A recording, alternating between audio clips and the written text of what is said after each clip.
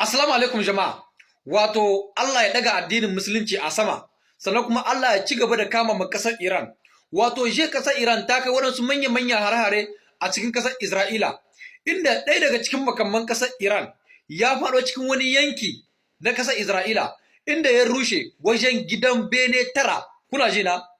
Gidan bene 9 kamar yadda aka rubuta shi.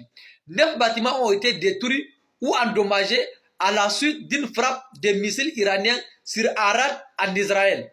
Un état d'urgence a été déclaré dans la ville. Selon différents médias, entre 30 et 100 personnes ont été blessées.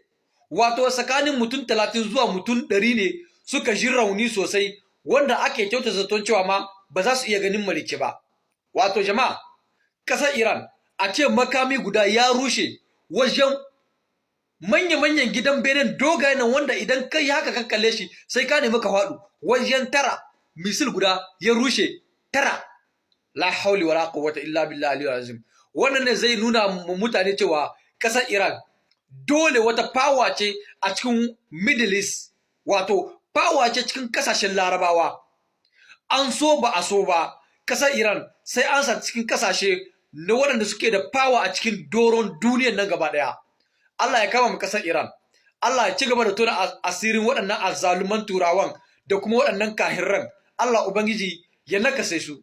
Allah ka ba ƙasar Iran nasara ta kawo mana ƙarshen waɗannan 'yan ta'addan, waɗannan azzaluman, waɗanda ba su da komi sai kashe mutane. Ku ga min da rayuwa kuma section. Allah ya samu da